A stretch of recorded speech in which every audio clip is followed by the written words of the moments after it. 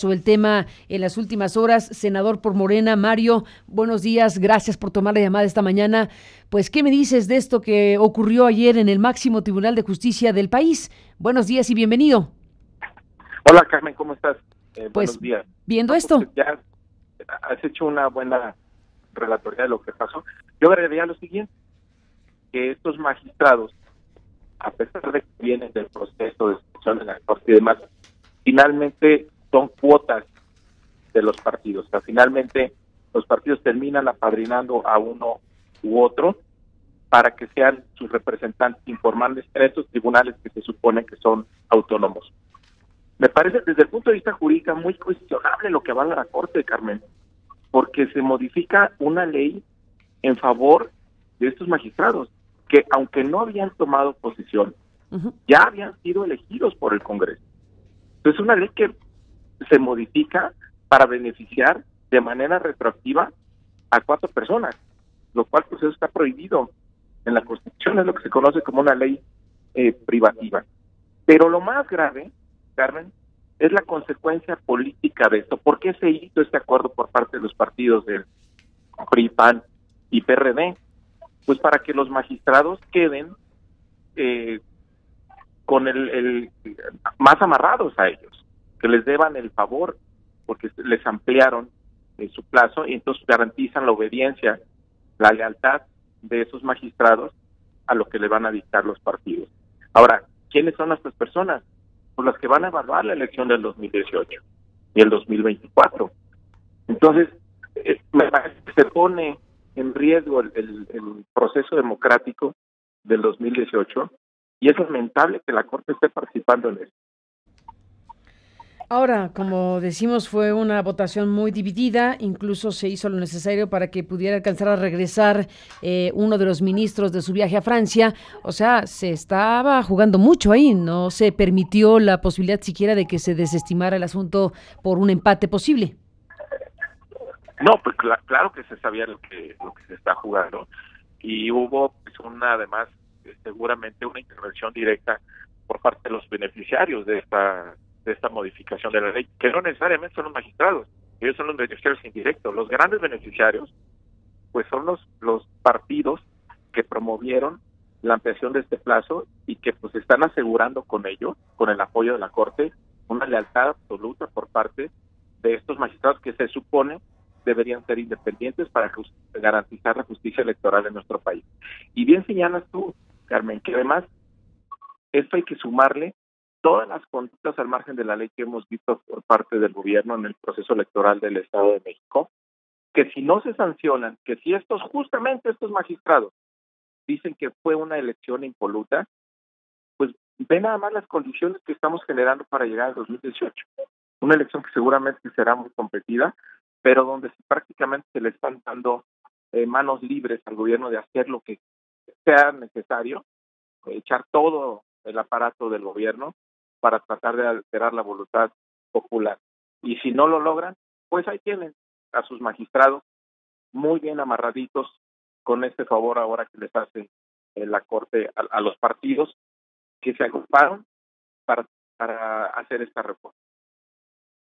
Ahí está un tema de primera importancia, Mario Delgado. Yo me permití comentar antes de iniciar la charla contigo el contexto de cosas en las que están ocurriendo estas decisiones. No me parece, digo, desde luego tienen su ámbito y su propio peso, pero no me parece que se tenga que disociar necesariamente en el análisis general lo que estamos viendo ahí respecto a lo que estamos viendo en elecciones como las que acaban de suceder en el Estado de México y en Coahuila, donde hubo, pues yo digo, una aplanadora dinosaurica tremenda. Hubo un conjunto de prácticas que, bueno, pues ahora están procesándose en el ámbito correspondiente con las impugnaciones que los partidos que reclaman, pues han hecho en las últimas semanas. Pero al final de cuentas es retrato de lo mismo, ¿o no? Sí, es retrato de lo mismo y justamente estos magistrados al final de todo el proceso van a terminar ellos calificando esa elección. Pues imagínate qué podemos esperar si políticamente no son independientes y por lo tanto no garantizan que haya justicia electoral. Pero hay que mencionar lo que está pasando, Carmen. El proceso de selección y de nombramiento de estos magistrados está establecido directamente en la Constitución.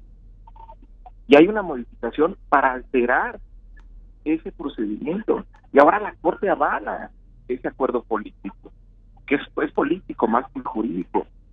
Entonces sí es muy grave lo que está pasando en nuestro país. Y sí, es muy grave que, sumado a lo que hemos visto, a la intervención cínica desmedida del gobierno en el proceso electoral del Estado de México, pues ahora tenemos esto. Y ve qué casualidad, que lo resuelven justo a tiempo, o cuando está en proceso la calificación de la elección del Estado de México. Y luego dicen que el que cierto candidato encabece las preferencias presidenciales es un riesgo para la democracia en México. Quienes están poniendo en riesgo la democracia en nuestro país, pues son quienes se coludieron para hacer este tipo de reformas y quienes están promoviendo, pues, la intervención del gobierno en los procesos electorales. Ahora, Mario, déjame volver al punto de que fue una votación dividida. El propio ministro ponente, Alfredo Gutiérrez Ortiz Mena, pues se presentó un proyecto en contra de esta resolución. Es decir, hay toda una argumentación, claro, fueron 5 o 6, o sea, la votación fue lo más dividida posible en una corte, o sea, se resolvió por un voto. Por eso era tan importante la presencia de Pérez Dayán. ¿Mande? Se necesitaban 8 votos para que este proyecto se validara. Exactamente, pero bueno, digamos, el proyecto del ministro Alfredo Gutiérrez Ortiz Mena, pues es muy claro, es muy nítido respecto a las implicaciones que tenía, pues lo que se estaba validando y lo que finalmente quedó. Es decir, hay una serie de valoraciones jurídicas de muy alto nivel que deben ser atendidas por la sociedad mexicana, porque al final de cuentas, al haber validado finalmente esta decisión, se pone en contraste, bueno, obviamente los argumentos de los que están a favor y en contra, pero el proyecto de origen, digamos, venía en contra de esta decisión.